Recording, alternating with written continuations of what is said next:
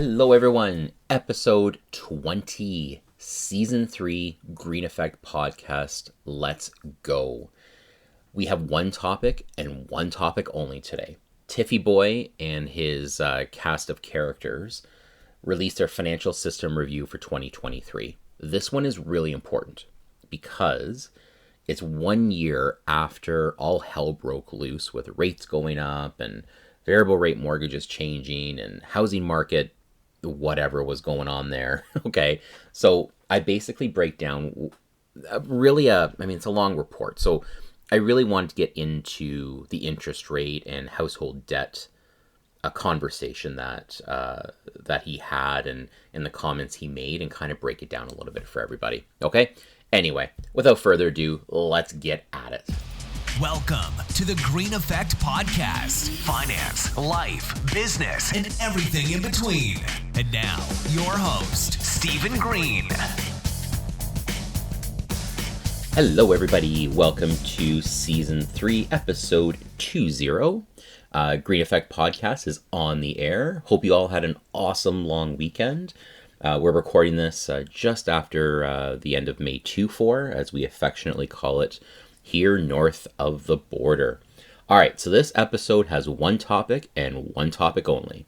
We are talking about Tiffyboy and his band of merry men and women, or whatever you want to call it, the Bank of Canada.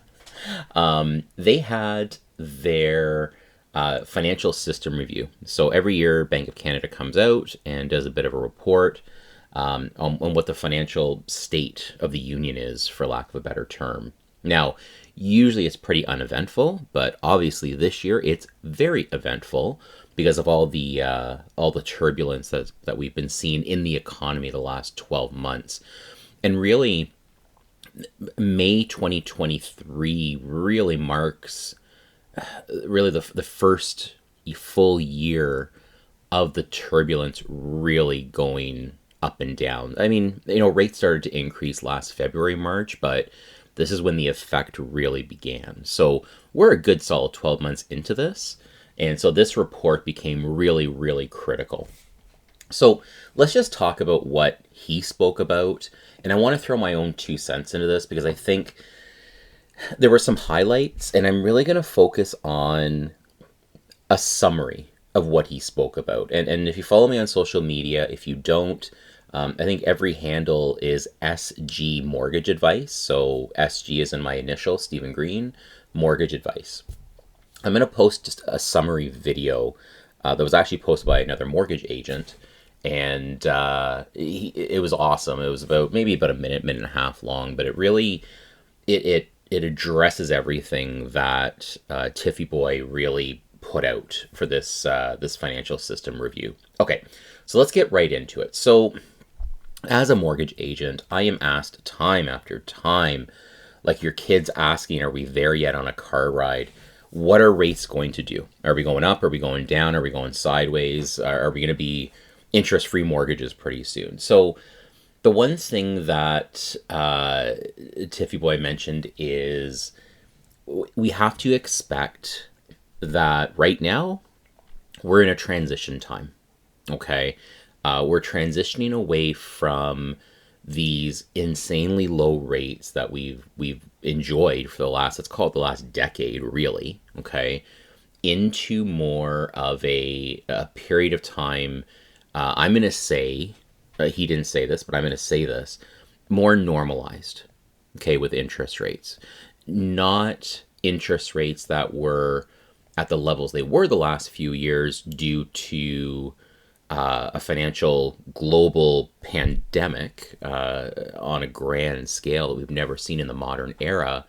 But they're going to be more normalized up in the probably where they're at right now, 5, 6, 4, depending on the mortgage, say between 4 and 6.5, depending on a whole slew of items. Okay, so he's just basically admitted it's a bit of a transition time. All right. When I hear transition time, I don't know about you, but when I hear the term transition, it's unknown. Okay, they don't know what the hell is going to happen here, and we see that in their commentary. I think I've actually noticed their commentary has shifted lately. away from making these amazing predictions like they did in 2020, where rates are going to be low for a long time, go spend to your heart's content. Thank God they're not doing that shit anymore. But more of using terms like transition, higher for longer, okay? And when they use the term higher for longer, again, I'm gonna kind of paraphrase and say normalizing for longer, okay? Now, it's great they're going to do that with interest rates. Having said that, I said this before, for the love of God, I wish Tiffyboy and JT would get together and like get their story straight, because it's fantastic we're going to do this, but I really think we need a housing policy to go with it. You know, we have record immigration, which I think is needed, because in Canada, our death rate is higher than our birth rate, fair enough.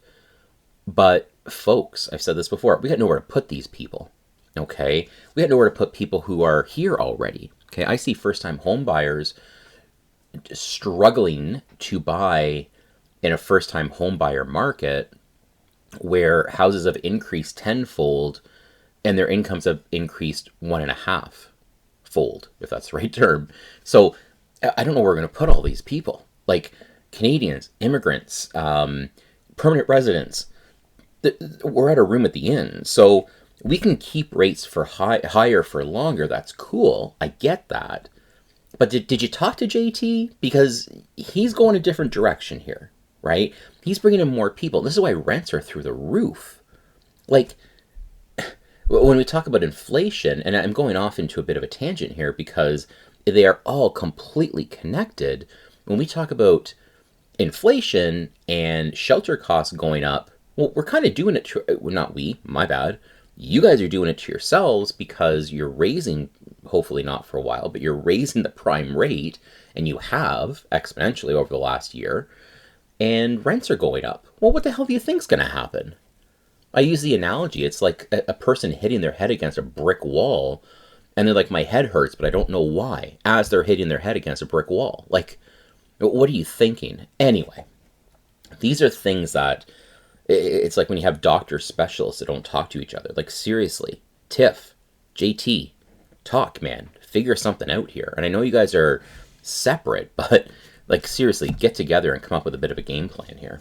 All right, so let's just reel that back in. But that's my comment on rates. I think for the first time, Tiff actually has this thing right, where I love his verbiage. I can't believe I'm saying that. I can't believe I said I love something that he did. Yikes. All right, we'll get that checked out later. Moving on. The next comments he makes are really interesting, and I don't know if he's trying to calm people down or he's completely clueless. Okay, so he does talk about the fact that households are actually managing the debt levels, right? So variable rate mortgages are obviously our biggest issue, okay? Because obviously those costs have gone up. And then if we look just down the road a couple of years, when all these variable rate mortgages that people took in 2020, 2021, that were prime minus a lot, so they were getting variable rates at 1 point nothing, 1.2, 1.3, some even lower. Well, when all those things come up for maturity in 5 years, which is going to be 2025, 2026, that's when really some of the mortgage shit is going to hit the fan. And so in his comments, he indicates that, well, households are managing these debt levels, even the people with variable rate mortgages. And fair enough, but about, what, 80% of variable rate mortgages? I don't know if that's accurate. I'm just guessing, maybe less, but a large majority of variable rate mortgages are static payment, which means if prime goes up or down, your payment stays the same. Now, most of those people have hit a trigger rate, so, payments have increased, but most of those mortgages are still almost 100% interest. So when he says that they're managing debt levels, fair enough, but I'm hoping someone's got it on their radar for a couple of years down the road when these variable rate mortgages come up for renewal. Now, on the topic of is he delusional, really, households are not managing debt levels. Like, they're managing, but they're getting worse. So I've released stats on social media where household debt is increasing, and it's not mortgage debt, folks. It's unsecured debt, lines of credit, credit cards. That's not good at all. So, yeah, we're managing. Hey, as Canadians, we're pretty resilient no matter what stupid decisions people in power make. I get it. But let's not rest on the fact that, things seem to be okay. They're not. Like, it's not okay right now. So, don't give me this story of, and now that I say this, I think he is maybe a little delusional, with his $1 million and change bonus that guy gets. But people are not managing that well. He does make note that Canadians have a lot of savings, and we do. Canadians actually don't. We're good saving, but we're burning up our savings, paying things off, and buying food for the family. That's not good. Not good. So, again, he does say that we're managing, but I don't know if he's just trying to make us feel better or delusional. I think more the latter. Now, on that topic, thank God he's recognized this part, but I don't know if he's putting two and two together. He did say that during a time of transition, and I'll put words in his mouth, during turbulence, really, and uncertainty, we'll say, he did recognize that their monetary decisions, prime rate moving, okay, this is not their department, but let's say OSFI changing mortgage rules or whatever, they have a huge impact on a household balance sheet. You move that rate 25 bips, 25 basis points, there is a direct impact in households. Because don't forget, prime rate is not only for variable rate mortgages, but what about lines of credit that are variable, right? A lot of people have lines of credit because don't forget, we're coming off a 10-year period where we were giving lines of credit to everybody. If you breathed and your score was over 700, you got a line of credit. Congratulations. Pre-approved, no credit report required, no proof of income, nothing. So everybody's got them. I've got them.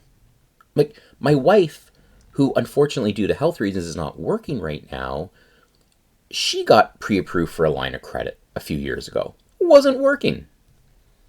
Like insanity. So anyway, backing up. It's good that he's recognizing that his choices have consequences, just like we used to tell our kids, okay? But he is realizing that his decisions are having direct impact to our household balance sheet and just Canadians in general, right? When your rent is going up and we got some crazy things happening in the rental market and then you jack up rates again, it's not just as simple as household balance sheet. What if someone loses a job because a business can't afford to keep employees? Like, you see where I'm going with this? And so I think I'm glad that he recognized that, because it's really, really important. Okay, this next part is really actually very critical, to be honest with you. He did talk about the fact that the system overall is coping well. Banks are well capitalized. Okay, so let's look big picture here. And yeah, we can get mad at all the banks. They're terrible, they're horrible, whatever. Absolutely, they make lots of money. We don't see that money. They make it, they take it from us, whatever, okay? But we have to remember something. Put all that aside for just a moment, if you can, and realize this. When we are talking about a financial system, we need a financial system that does not crash. We need our financial system to be stable. And that's what he's indicating. They are coping well. Coping probably means there's defaults, there's people not paying mortgages, some, not all, but there are some. And despite that, they are coping well. Now, coping is an interesting word, because coping means there's shit happening, but they're dealing with it. And I think in the face of a probable recession, maybe a financial crisis, we'll see, the fact that the banks and the financial system can bend and not break, folks, is incredible. We've had no banks up here fail. And this is important. They are going to be failing in the US. They're not failing here.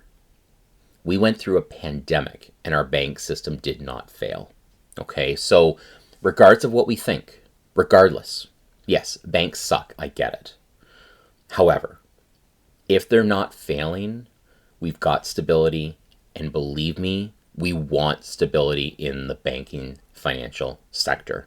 Okay, so when I hear this comment, despite on how I feel about everything that's going on with rates and rent and whatever, that is music to my ears. We need the banking system to not fail. This is really freaking important. Okay. Let's move on to some additional comments that he made around Canadians in general. Okay. And it kind of touches on households managing debt levels, but there was some very key wording here that he used that really piqued my interest. Okay. Again, he did indicate that households are resilient. They've shown to be resilient, which I think is the Canadian way. We are resilient in the face of turmoil and all the other issues. And I thought, you know what, man, you must, again, I'm going to repeat this comment, you must just think everyone's just doing hunky-dory. But then he did say this, and this is, thank God he said this, because if he didn't, it's not good, okay? But what he did say was he recognized households are hurting. He said that. Households are hurting.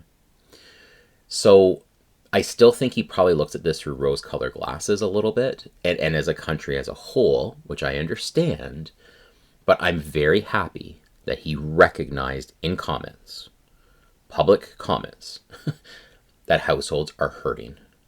Okay. He then went on to say that, and I hope this is taken in context when he's making rate decisions.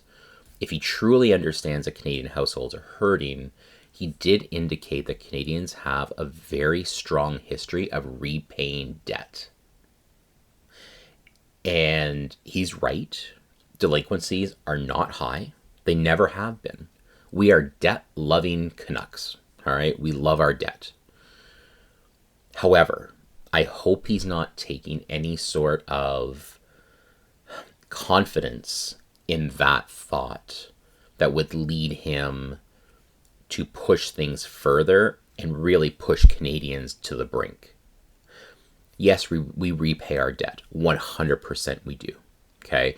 We have a banking system, folks, that has some of the strictest banking rules and regulations probably in the world. And I mean, listen, we're only probably going to be compared to other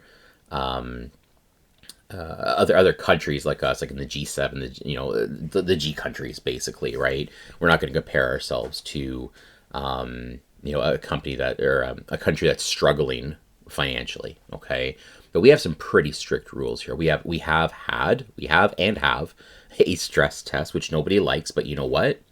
It probably made the impact of raising rates a little bit more bearable. I hate to admit it, but it did.